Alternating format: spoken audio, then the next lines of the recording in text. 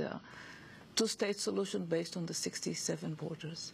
And this, as Israel has been doing for the past 20 years very successfully, by economical attrition, by economical temptations, by separation, disconnecting Gaza from the West Bank, by vicious military attacks against Palestinians, both in the West Bank and Gaza, by all sorts of means, restrictions on movement which sometimes we feel are far worse than those restrictions on movements put on blacks in South Africa, apartheid South Africa. Amira Hass, the big issue right now is the reaction to the Goldstone report within Israel, around the world. The Israeli Prime Minister has repeatedly said that the report will negatively impact the peace process. This is something Judge Goldstone has refuted. But what's your take on this? How will the... Lieberman said it, right? Yes, Lieberman, and this weekend, Benjamin Netanyahu said it as well, I believe. Yeah, and just a week or 2 weeks ago, Lieberman said that nobody should expect a peace solution in the near future. So what kind of, I mean, will it obstruct from 20 to 30 years? I mean, what does he mean here? Look, there is a joke. I mean, the peace process and the negotiations have been a joke for the past almost 15 years, and certainly for the last 10 years.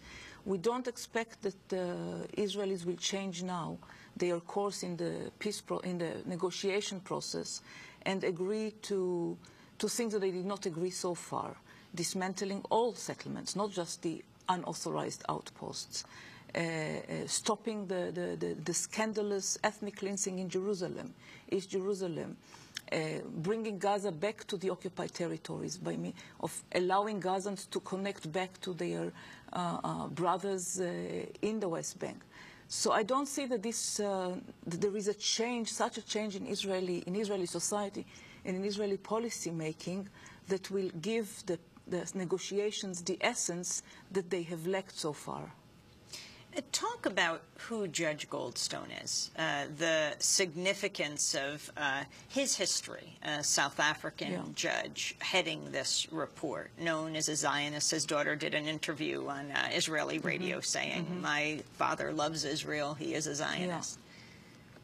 He's Jewish, I mean Zionist, but for me what's important is what he said about himself. As a Jew, he felt compelled to relate to the facts, to those facts, and to denounce what he saw as crimes, or to alert fellow Jews in Israel. I think this is much more. What is a Zionist if he still lives in the state? I mean, still lives. Instead of going to Israel, he moved. I think now he lives in New York, or at least part-time.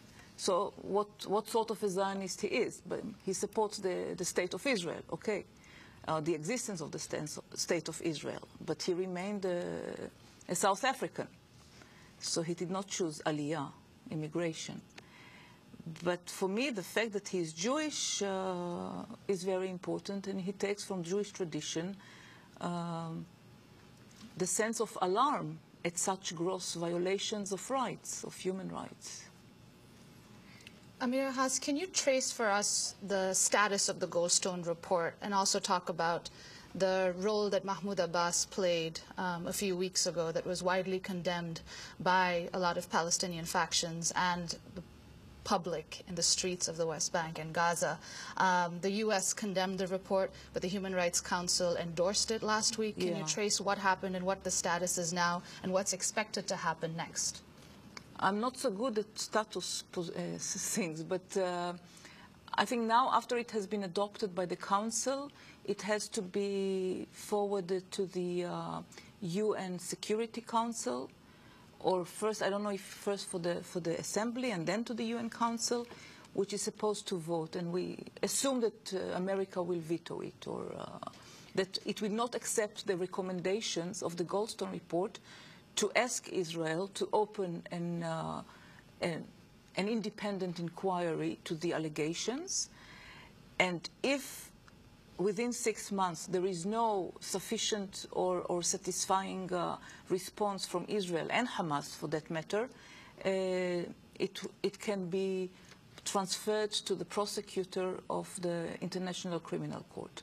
These are the recommendations of Goldstone. And what is the significance of this, to refer it to the International Criminal Court? The significance is that the sense of impunity of Israel with all its conduct vis-à-vis the Palestinians can be ended.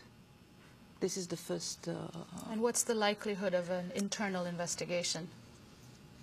You know, the truth, I cannot guess. I cannot guess. I don't... we hear conflicting remarks by several Israeli officials, and but you see how the Goldstone report is important, because for 6 months there has been a lot of information going on about the attack, and I've been publishing in Haaretz since January, almost since January when I got to Gaza.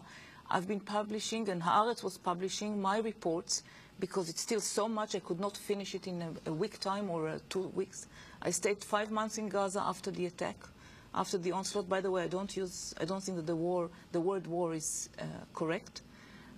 There was no war between two symmetric parties. I see it as a war, as an attack, as a mess. And this is, by the way, what Breaking the Silence people noticed from when they spoke to soldiers. A massive, wet, what we call wet training exercise of the Israeli forces with live ammunition. So a massive exercise, and I see it as a massive exercise for wars to come, not for wars that were, but for wars to come, using all the sophisticated, almost science fiction weaponry that Israel has, against what I see Native Americans with their arrows. That's if I'm asked to make a comparison, this is that's why I cannot use the term war. So you'd say I say onslaught, attack, and the rockets of the Palestinians. Look, I think that the rockets of this is where I differ from the human rights language. My argument with them is about indeed morality and about usefulness for the struggle for liberation. Is it useful or not? I think that the whole rockets thing is a theater, is a make pretend for internal use, for the Palestinian internal use, to say, oh, we are fighting against the occupation. It's putting people in total misconception, because Hamas has not delivered in improving people's life. So they go to the realm of imaginary fight and imaginary struggle for liberation, comparing themselves to Hezbollah, based on no facts, I mean, on a lot of lies. Which doesn't mean that but the thing here that when we concentrate so much about the rockets, we think we completely forget the minute by minute violence that Israel is exercising against the Palestinians. When borders are closed, when all exits to Gaza and out of Gaza are closed, this is violence. This is daily violence. When children do not have pens and pencils and paper to use in schools, this is violence. Everybody's talking about food. Food is not the problem. The problem is the right of Palestinians to produce, to create, to export, to travel. And this has been violated for 10 years already, before the rockets were launched from Gaza. So this is, but the Goldstone report forced Israel to look at testimonies and evidence that was there all the time, but it was very easy to ignore, because they were saying, oh, it's just all these journalists and these marginal journalists, and so far our soldiers have not told anything, so everybody believes our version. All of a sudden, the scope of the attack against Goldstone report shows that they take it seriously.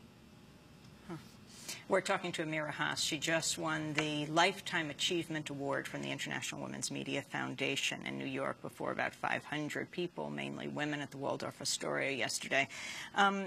you land in the United States in the midst of a big battle within Human Rights Watch, the human rights organization. Its active chairman for 20 years, now founding chair emeritus, Robert Bernstein, wrote an op-ed piece in the New York Times that is very critical of his own organization. I just want to